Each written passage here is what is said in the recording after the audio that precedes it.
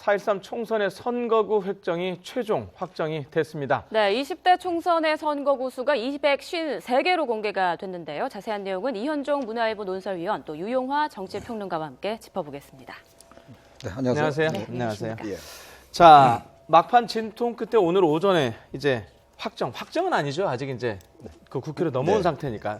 그래도 어느 정도 확정이 된 것 같은데, 자, 늦긴 했지만 그나마 합의돼서 다행이다 이런 의견이 많은데요. 우선 왜 이렇게 늦었지만 지금이라도 합의가 된 것 같습니까? 아무래도 지금 여야의 그 상당한 대립되고 있는 쟁점 법안들, 예. 국회에서의 여야의 대립 이런 부분들이 그대로 선거구 획정위원회에 투영됐다. 그래서 선거구 획정위원회가 여야에서 추천하는 4명의 획정위원으로 구성되어 있습니다. 그렇기 때문에 어떤 제3기구라기보다도 여야의 입장의 정치적 영향을 받을 수밖에 없는 기구입니다. 그렇기 때문에 국회에서 쟁점 법안이 통과되지 않고 선거구 획정안에 대한 국회 본회의에 올리는 부분들이 합의되지 않았기 때문에 상당히 혼란스러웠는데요. 하여튼 이번에 29일 날 하여튼 그 통과가 안 되면은 내일 29일. 내일입니다. 그러면 윤일이에요, 내일은. 아니, 원래 없던 날인데 생긴 윤일이에요, 29일이. 맞습니다. 예, 2월 예. 29일. 만약 통과가 안 된다면 19대 국회는 사실상 국민의 투표권을 제한한 아주 반헌법적인 국회가 돼버립니다. 그런 부분들 때문에 하여튼 간에 뭐 여러 가지 하여튼 여야 간의 갈등과 또 밀고 땡기 있었지만은 선거구 획정위에서 일단 합의를 본 거다. 이렇게 볼 수 있을 것 같습니다. 네, 이제 총선을 그러니까 한 달 반 앞두고 이렇게 합의가 된 건데요. 네. 수도권에서 10석의 지역구가 이제 늘었습니다. 이제 20대 총선의 최대 승부처로 급부상한 셈인데 이후 영향 어떻게 보십니까? 그러니까 수도권의 열석이 드러났다는 것은 결국 앞으로 이 여당과 야당이 어떤 사람들을 공천할 것이냐. 특히 분구된 지역이라든가 뭐 아파트 밀집 지역이라든가 이런 경우는 많단 말이죠. 신도시라든가. 그러면 참신하고 좀 새로운 인물들을 공천해야 할 텐데 과거에 뭐 변호사라든가 뭐 언론인이라든가 이런 사람들은 실제로 지금은 뭐 참신하거나 새로운 인물은 아니란 말이죠. 뭐 벤처 기업을 했다거나 아니면 대중적인 뭐 지명도가 있다거나 이런 사람들을 발굴해서 그 지역에 공천을 해야 됩니다. 그래서 아마 그런 부분에 대해서 여야 지도부가 상당히 고민할 수밖에 없고 어떤 사람들은 인물을 영입할 것이냐 이런 부분들에 아마 공천 전쟁이 벌어지지 않을까 그런 생각이 듭니다. 인재 영입이 가장 큰 핵심이 될 거다 이런 말씀이시죠? 예. 자, 이현종 네. 그 의원께 좀 질문을 드릴게요. 그 이번에 보면 총 9개 선거구가 이제 통폐합이 됐습니다. 네. 그런데 이제 그 예상은 했지만 농어촌 지역구가 대거 사라지면서 해당 지역구 의원들 반발이 예상되는데요. 그렇죠. 어떤 지역들이고 좀 짚어주시죠. 지금 이제 사실 이번에 그 농어촌 지역 같은 경우는 이제 원래 인구 농어촌 특별구로 좀 인정을 해달라. 그 농어촌 그렇죠. 지역원들이 잘 요구를 했는데 이제 그 예. 요구가 이제 일단 받아들여지지 않았습니다. 왜냐하면 예. 인구 자체가 워낙 많이 떨어지다 보니까 현재 종합적으로 보면 결국 이제 호남에서 2석이 줄어들었습니다. 즉, 호남이요? 네, 예. 호남에서 이제 2석이 줄어들고 그다음에 경북에서 2석이 줄어들었습니다. 예. 결국 그러다 보니까 이제 호남과 어떤 경북의 어떤 균형을 맞췄고 그다음에 예. 강원 지역 같은 경우가 이제 아무래도 이제 선거구가 좀 줄어들었죠. 예. 그러다 보니까 이제 결국은 전체적인 호남이나 이쪽에 보면 이제 농촌 지역 인구들이 많은데 하다 보니까 결국 이제 선거구가 강원도 같은 경우는요, 이 5개 선거구가 하나로 뭉쳐졌어요. 그러다 보니까 이 지역이 서울의 10배가 되는 지역이 생겼습니다. 그러니까 지역적으로 크기가 10배가 되는 지역이 생겼어요. 인구가 그런 게 아니고 그렇죠. 지역이 크기. 크기가 되다 보니까. 예. 그러니까 이제 특히 이제 거기 같은 경우는 태백, 횡성, 영월, 평창, 정선 여기는 결국 서울이 한 10배가 되고요. 홍천, 철원, 화천, 양구, 인제 결국 이 선거구가 이제 결국 하나로 되게 돼 있습니다. 그 우리나라 선거구 중에 이렇게 많은 지역이 있습니까? 제가 세어봤거든요. 네. 태백, 횡성, 영월, 평창, 정선. 이건 몇 개? 5개? 5개입니다. 그러니까 최대한이 5개입니다. 5개 이상은 못하게 돼 있어서 이번에 5개 안으로 해서 결국 그래서 강원도 같은 경우는 3개 지역이 2개로 합쳐지면서 한 지역구의 지역 자체가 이제 군 단위가 시군구 단위가 5개가 합쳐진 것이 되죠. 여기는 앞으로 어떻게 불러야 되죠? 그러니까 이건 뭐 이렇게 보통 이제 이 지역구 의원들 할 때 앞에 자만 따서 이렇게 그러니까요. 부르는데 이게 예. 숨차서 부를 수가 있을지 의문입니다. 그 순서도 상당히 논란이 되겠어요. 그렇죠. 이제 순서가 아니면 이제 큰 지역별로 이렇게 되는데 지금 이제 홍천, 회성은 이제 황영철 의원이 지역구고요. 네. 태백, 영월, 평창, 전성 여기는 염동열 의원 지역구입니다. 그다음에 철원, 화청, 양구, 인제는 한기호 의원 지역구거든요. 예. 그러니까 이 지역 같은 경우는 또 소지역주의가 굉장히 심합니다. 그러니까 또 출신 지역에 따라 심하고 하기 때문에 결국 이 의원들 간의 어떤 공천 경쟁 이것 자체도 이제 간단치 않습니다. 그렇구나. 자, 또 이제 뭐 논설위원께서 잠깐 또 짚어주셨지만 인구 한선이 미달된 경북 지역에서도 이제 2석이 감소를 했어요. 여기가 새누리당 텃밭인 만큼 아무래도 이제 현역 의원끼리 경쟁이 또 아주 심해질 것 같은데 어떻게 보시나요? 그러니까 지금 이제 그 김재원 의원, 예. 그 지금 친박의 핵심이라고 알려져 있죠. 김재원 의원과 김종태 의원 상주 지역이 합쳐지면서 어느 의원들이 이제 의원이 공천을 받을 거냐 이 문제가 있을 것이고요. 또 이 장윤석 의원과 이한성 의원 이 두 사람들도 결국 한 사람으로 공천이 결정돼야 됩니다. 근데 여기는 이제 뭐 특히 대구 지역처럼 어떤 그 상당히 어떤 뭐 진방 논쟁이 있는 이런 지역이라보다도 결국은 인물 경쟁력이라든가 그리고 어느 의원이 지역의 텃밭을 많이 갖고 있느냐 이런 부분 때문에 상당히 뭐 소지역주의 지금 이현정 논설위원이 지적했듯이 소지역주의 이런 부분이 있기 때문에 이 공천 경쟁이 아주 가열될 것 같은데요. 이것은 뭐 낙점하거나 뭐 그러기는 쉽지 않을 것 같다 그런 생각이 좀 듭니다. 네. 그러니까 예를 들어서 군위청송 의성 같은 경우는 이제 김재원, 즉 진박의 아주 핵심 인물이죠. 정무특보를 한 김재원 의원 지역구인데 얘가 사실은 상주 지역과 합쳐졌어요. 상주가 인구가 많습니다. 네. 그러니까 그러다 보니까 이제 김종태 의원 지역구인데 이제 결국은 이제 이러다 보니까 경선 경쟁이 붙지 않습니까? 그러니까 인구가 적은 데가 큰 데로 붙어버리기 때문에 사실은 이런 지역 같은 경우는 이제 본인의 출신 지역에 따라 상당히 많이 좌우되거든요.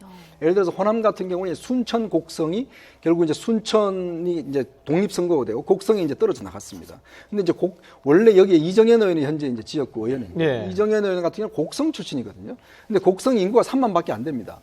이제 그렇기 때문에 결국 순천으로 이제 옮겨야 되는데 그래서 이정현 의원이 결국 이제 순천 지역으로 지역구를 옮겨서 그쪽 지역에 이제 출마를 하겠다고 입장을 밝히고 있는 그런 상황입니다. 예.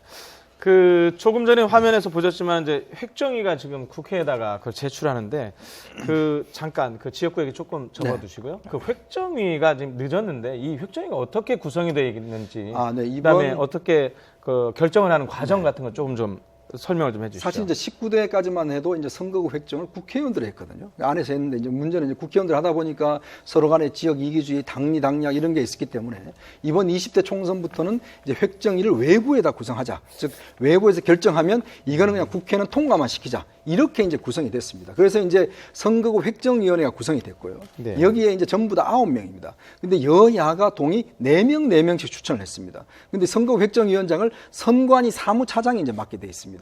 근데 문제는 이게 이제 다수결로 해야 되는데 여기 이제 의석 비율을 통과할 경우는 6명으로 했어요. 그러다 보니까 여기도 국회 선진화법과 비슷하게 5분의 3 어떤 룰이 적용이 됩니다. 즉 여야가 합의를 하지 않으면 통과 자체가 어렵게 돼 있었어요. 그러다 보니까 결국 선관위 사무처장이 한번 사퇴를 하고 또 다시 임명이 되고 이런 어떤 우여곡절을 겪었거든요. 결국 여기도 그냥 여야의 어떤 싸움 자체를 그대로 재현한 그런 것이 되다 보니까 결국 이렇게 올해까지 끌었고 이제 결국 이제 이렇게 되다 보니까 예를 들어서 선거구 획정위원회를 외부에 해도 이렇게 이제 싸움이 있기 때문에 이것도 뭔가 좀 제도적으로 개선을 해야 된다. 다수결로 바꾸든지 이걸 뭐 정말 독립적인 기구로 하든지. 근데 문제는 이제 이렇게 해서 옮겨오면 이제 국회 안전행정위에서 이제 여기서 이제 큰 이의가 없어요. 큰 이의란 게 뭐냐면 바꿀 수 있는 권한이 아니고 인구의 어떤 상한이 어떤 위법될 경우 이것만 좀 고치게 돼 있습니다. 그 3분의 2 의결을 고치게 돼 있거든요. 그렇지 않을 경우는 그냥 해서 국회에서 상정을 하면 통과가 되게 돼 있습니다. 제가 원래 준비했던 다음 질문이 법률에도 명시가 되어 있는데 왜 정치권에 따라서 이게 획정위가 못하느냐 했는데 이미 답변을 주셨으니까요. 그 부분에 대해서 앞으로 그러니까 뭐 아까 말씀하실 때 선거를 앞두고 30일가량 남겨놓을 때도 있었고 이번에 물론 45일이었지만 그렇죠. 이런 것이 앞으로 또 반복이 되지 않으려면 어떤 제도 개선이 좀 필요하지 않습니까? 제도는 이미 돼 있습니다. 원래 선거구 획정은요. 선거 1년 전에 하게 돼 있습니다. 선거구 획정 자체를 선거법이 이미 돼 있습니다. 그리고 이번에 한해서는 이번에 이제 헌법재판소의 결정 자체가 있었기 때문에 6개월로 해서 부칙 조항으로 해서 이번만큼은 6개월로 되게 돼 있습니다. 그러니까 원래 선거가 있으면 1년 전에 해야 되는데 여야가 지금 법을 다 어겨버렸어요. 더군다나 거기다가 이제 선거를 판단해준 선관위가 예비 후보자 등록을 다 받아줘 버렸어요. 받아주고 이제 선거 자체가 사실은 올해 1월 1일부터 선거 자체가 다 무효가 돼버렸거든요. 그럼에도 불구하고 선관위가 현실론을 들면서 결국 선거 운동을 허용해줘 버렸습니다. 그러다 보니까 결국 이제 여야 정치권이 지금까지 이제 이렇게 해온 것이거든요. 그러니까 이거는 결국은 여야가 정말 법을 다 어기고 또 선관위 자체도 어기고 이거 뭐 법을 있어봤자 아무런 또 벌칙 조항이 없기 때문에 현실이 이렇게까지 진행되어 온 겁니다. 네. 결론적으로 얘기하면 법이 없는 게 아니라 법은 있는데 그걸 지키느냐 안 지키느냐 그 문제라는 말씀이죠. 그렇죠. 그러니까 법을 안 지키면 벌칙이 있었는데 벌칙이 없습니다. 그러다 보니까 여야가 서로 다 어겨버리니까 누구 하나 이 벌을 받는 사람이 없거든요. 그러니까 이런 사태가 연속되어 오는 것이기 때문에 이거는 제가 볼 땐 정말 제도적으로 완전히 독립된 여야와 달리 아예 선관위에서 그냥 해버리든지 이런 식으로 외부에 맡겨버리든지 이렇게 해야 되는데 여야가 이렇게 하다 보니까 결국 의원들 간의 어떤 논쟁 또 당리당략 이게 겹치다 보니까 매년 이게 내일 통과가 되면요 44일 만에 통과되는 것이거든요. 19대 18대 국회에 있을 때가 44일에 됐습니다. 17대가 37일 전에 됐어요. 그러니까 이러다 보니까 이게 선거운이 너무 임박해 되다 보니까 신인들 같은 경우는 굉장히 불리한 조항입니다. 제가 가만히 말씀을 듣다 보니까 법을 만드는 국회가 법을 안 지키고 있네요. 그러니까요. 아. 이게 선거위원께서는 그에 따른 대안으로 뭐 선거위원회에서 정하든지 아니면 외부에 맡겨야 되든지 이런 대안이 필요하다라고 말씀해 주셨어요. 그러니까 예. 애초부터 선거구 획정위원을 여야 동수로 추천받는다는 자체가 그것은 잘못된 것이죠. 왜냐하면 자신들의 밥그릇을 자기네들이 정하겠다는 것인데 네. 결국 지금까지도 이렇게 자신의 기득권들에 대한 싸움을 한 거 아니겠습니까? 그렇기 때문에 정치 신인이라든가 아니면 국회의원의 꿈을 갖고 있는 사람들이라든가 이런 사람들은 이 선거객직이 어떻게 되는지를 모르기 때문에 뛰지 못하는 선거운동도 하지 못하는 그러나 현역 의원들은 실질적으로 그 지역에서 기득권을 갖고 있었으니까 뛰었던 것인데요. 상당히 불평등한 게임의 룰을 정하고 진행해 왔던 것이죠. 이 기득권 의원들의 어떤 뭐라 그럴까 자기네들의 어드밴티지라 그럴까요? 이런 부분들이 충분하게 보장된 다음에 마지막에 가서 뭐 내일 봐야겠습니다만 최종선까지 가고 있다가 그때 가서 통과시켜주는 전에도 그런 사례들이 많았고요. 네. 그러니까 우리나라 선거법이 이제 외국 사례와 비교를 해보면요, 우리가 굉장히 네거티브한 선거입니다. 그러니까 뭘 하지 마라라는 주의거든요. 네. 그러니까 외국 같은 경우는 그냥 해놔놓고 뭔가 어겼을 때 이제 하는 건데 사실은 이제 평상시에 우리가 선거운동을 할 수가 없습니다. 예. 그러니까 그런 것도 굉장히 엄격화되어 있기 때문에 외국 같은 경우는 평소에도 시민들이 어떤 자신들의 여러 가지 어떤 방법을 통해서 자기가 알릴 방법은 있지만 우리는 그걸 이제 사전 선거운동이라고 해서 알릴 수 있는 방법을 다 제한시켜 놨어요. 대신에 국회의원들은 한없이 의정보고대회라든지 이런 걸 할 수 있게 돼 있거든요. 이런 불합리한 면들도 좀 고쳐져야 되지 않나 싶습니다. 예. 현재 국회 상황으로 잠깐 넘어가 볼게요. 지금 저희가 관심이 국회에서 지금 무제한 토론, 그러니까 필리버스터가 계속되고 있지 않습니까? 근데 지금 알려진 바에 따르면 이목희 더불어민주당 정책위원장의 그 한 말이 들어왔는데요. 선거구 획정안이 제출이 돼도 이미 제출은 됐지만 그렇습니다. 필리버스터는 바로 중단할 수가 없다. 이게 어떤 의미일까요? 바로 중단할 수가 그러니까 없다. 지금 내일 아마 이제 그 테러 방지법에 대해서 자신들이 냈던, 그러니까 정의화 국회의장이 제시했던 중재안 자체를 받아들이지 않으면 네. 결국은 하지 않겠다라는 지금 입장이거든요. 그러니까 결국 아마 오늘 밤이나 내일 사이 어떤 입장들이 좀 뭔가 타협이 없으면 사실 내일 국회 통과도 굉장히 힘들지 않을까. 왜냐하면 이 필리버스터라는 게 시작하는 거는 쉬운데 끝내는 게 되게 어렵습니다, 사실은. 왜냐하면 이게 필리버스터를 끝내게 되면 이 직권 상정한 법안 자체가 이제 표결을 할 수가 있습니다.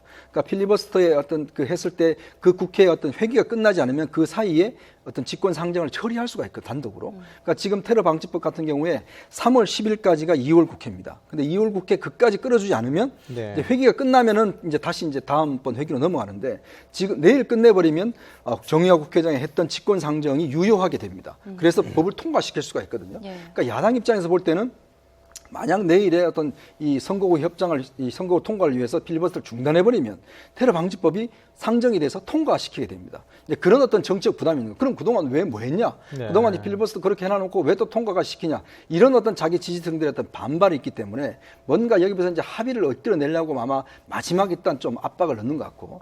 근데 이제 만약 이렇게 통과가 되지 않으면 가장 큰 문제는 뭐냐면 우리가 이번 선거부터 가는 제외 국민들이 있습니다. 15만 명인데 이분들이 자신들이 지역구를 선정합니다. 내가 예를 들어서 뭐 서초갑이다. 거기 하면 지역구를 선정을 해서 투표를 하게 돼 있는데 제외 선거 같은 경우는 시간이 필요하거든요. 근데 15만 명이 그거를 하지 못하게 되는 상황이 됩니다. 그럴 경우는 어떤 경우가 생기냐면 헌법적으로 참정권에 대한 제한이 됩니다. 그러면 이 선거 자체가 4.13 선거 자체가 이제 치를 수 없는 단계까지 넘어가거든요. 또 법을 어기는 그런 그렇죠. 문제가 이건 법이 발생하죠. 아니고 헌법을 어기게 됩니다. 그럼 헌법 소원이 그러면 예를 들어서 들어가시는데. 4.13 선거 자체를 치를 수 없는 상황이 되기 때문에 이거를 무한정할 수는 없습니다. 왜냐하면 지금 세계적으로 모든 그 지역에 있는 교민들한테 다 통보를 하게 되고 어떤 기간을 줘야 되거든요. 예. 신청할 수 있는. 예. 근데 이거 자체 기간이 좁아져 버리면 참정권 자체를 제한하게 되거든요. 그러면 예를 들어서 누가 해외 교민들이 이걸 가지고 헌법 소원을 낸다든지 소송을 할 경우에 상당히 쟁점이 될 수가 있어요. 그래서 제가 볼 때는 내일이 마지노선이고 내일이 넘어가게 되면 이거는 상당히 힘들어지는 것 아닌가 일단 그렇게 예상을 해봅니다. 네, 일단 내일이 아주 중요한 날이 네, 될 것 그렇습니다. 같네요. 자, 이번에는 그러니까 주제를 약간 바꿔서요. 여야 이야기로 한번 넘어가 보겠습니다. 김무성 대표가 이 친박 핵심 인사로부터 이른바 살생 공천 살생부를 예. 넘겨받았다. 이런 일부 언론 보도가 있었거든요. 이런 게 진짜 있는 건지도 궁금하고요. 뭐 여의도 정가에 떠다닌 거니까요. 뭐 예. 실제로 이러한 살생부다. 뭐 이런 부분들은 뭐 지금뿐만이 아니라 전에도 공천 때마다 항상 나왔던 어떤 계문서라고 할 수 있겠죠. 근데 예. 이제 문제는 물갈이론, 그러니까 뭐 여야를 불문하고 특히 새누리당에서 한 40여 명 정도를 물갈이하겠다. 물갈이라는 거 아닙니까? 근데 물갈이라는 것은 원래 각 선거 때마다 항상 있었는데 그것은 현직 국회의원들에 대한 어떤 국민들의 불신 그리고 이제 국회에 대한 반정서, 반정치자에 대한 정서 이런 것을 틈타서 각 당의 지도부가 실제로 하나의 선거 전술로 채택하는 것 중에 하나입니다. 어떻게 제가 문제점으로 지적하면 파퓰리즘의 하나의 형태라다 이렇게 볼 수도 있는 겁니다. 왜 그러냐면 공천이라는 것은 그 당을 대표하고 그 당의 경쟁력을 갖고 있는 사람을 공천해야 되는데 무조건 다선 의원이라 그래서 현역이라 그래서 당신은 이번에 안 돼. 이것은 상당히 획일적인 방식이 아니겠습니까? 민주주의 국가에서 사실상 어떻게 보면 허용되지 말아야 될 것인데 정치권에서는 허용돼 왔고 또 지금도 이제 허용될 가능성이 큰 것이죠. 그래서 이제 명분은 이제 그렇게 세우지만 실제로 이제 과거에 같이 뭐 김대중, 김영삼 아니면 상당히 영향력이 있던 인물 있을 때는와 달리 지금은 상당히 계파 간의 갈등이 워낙 심하기 때문에 지금 주도권을 공천권을 갖고 있는 주도권을 쥔 세력이 비주류 세력, 자기가 반대되는 정치적 정적들을 제거하는 부분으로서 이걸 활용될 가능성이 크다는 것입니다. 그래서 현재 대구 경북 지역이라든가 강남 이 지역은 결국은 야당이 호남을 등에 업듯이 이 지역은 여당의 강세 지역이고 그 지역을 장악한 세력이 결국은 여권의 주류가 될 수밖에 없기 때문에 대구 경북 지역을 그러면 이제 현재의 뭐 유승민 의원이라든가 이런쪽 의원에 대해서 청와대라든가 친박 세력은 결코 마음에 들어하지 않기 때문에 그걸 치겠다라는 거죠. 그래서 이런 부분이 나오는데 결국 이 부분은 아까 말씀드린 것 같이 어떤 공천에 대한 공정성이라든가 경쟁 이런 부분보다도 분파적 경향성으로 갈 가능성이 크기 때문에 상당히 후유증을 감수할 수밖에 없다. 후유증이 나타날 수밖에 없다. 이렇게 판단할 수밖에 없을 것 그러니까 같습니다. 이번 살생부가 사실 좀 예전 살생부가 좀 다른 게 뭐냐면 이 살생부가 나오게 된 게 배경이 정두원 의원하고 김용태 의원이 이제 언론을 통해서 김무성 대표의 측근으로부터 들었다 이렇게 이제 이야기를 했거든요. 그러니까 이게 이제 사실은 문제가 되는 겁니다. 그러니까 이 40명이 그냥 떠돌아다니는 게 아니라 김무성 대표의 측근으로부터 이 살생부가 있는데 이 40명 안에는 이제 정두원, 김용태, 유승민, 뭐 이재호 이런 사람들이 있다 이렇게 해서 이제 문제가 된 거거든요. 그렇다면 이제 일단 기본적으로 김무성 대표의 측근이 누구냐? 그래서 친박에서는 그럼 측근이 나와서 밝혀라. 김무성 대표의 진위를 밝혀라. 이렇게 지금 이야기를 하고 있기 때문에 사실 이게 이제 지금 이 40명 명단의 의미가 있는 게 지금 일단 공천 심사가 진행 중이지 않습니까? 근데 여기에 보면 친박도 있고 친이도 다 있거든요. 그러니까 이럴 경우는 사실은 이제 양측의 힘겨루기가 본격화되는 게 아닌가 이런 이제 우려들이 있는 것이죠. 자, 야당 얘기도 잠깐 좀 해볼게요. 오늘 김종인 대표가 기자회견을 했단 말입니다. 여기에서 좀 공천 혁신안 개정을 시사를 하면서 제약적 요소가 많다 이렇게 비판을 했어요. 이렇게 되면은 문재인 전 대표 그러니까 친노하고 갈등이 이제 본격적으로 수면 위로 올라온다고 봐야 됩니까? 그러니까 사실 이제 컷오프라는 걸 결정하게 된 이 원칙은 뭐냐면 옛날 김무성 대표가 있을 때 혁신안을 만들면서 이런 공천안을 만들었습니다. 문재인 대표. 이 20%는요 아무도 손을 댈 수 없습니다. 그냥 그 20% 하면 또 만약 여기서 재심이 받아들여지면 다른 사람이 또 여기에 명단에 들어가게 됩니다. 근데 지금 이 10명 중에서 이제 김종인 대표가 오니까 이건 너무 문제가 많다. 어떻게 문희상이라든지 홍이라든지 이런 사람들이 어떻게 탈락이 되느냐. 그래서 이제 당헌 당규를 혹시나 개정할 수 없느냐 이렇게 하는데 제가 볼 때는 이미 이게 엎질러진 물 같거든요. 왜냐하면 이미 뭐 한 번 다 공표가 된 이상 그분들이 지역구에서 어떻게 선거운동을 하겠습니까? 근데 제가 볼 때는 김종인 대표가 그냥 이분들을 위한 좀 립서비스 정도로 좀 해석하는 것이 아닌가. 근데 문제는 이제 이게 문재인 대표가 만들어 놓은 것이기 때문에 그것에 대한 좀 불만도 있는 것 같습니다. 근데 사실 이제 제일 중요한 건 뭐냐면 이제 내일부터 시작될 김종인표 물갈이.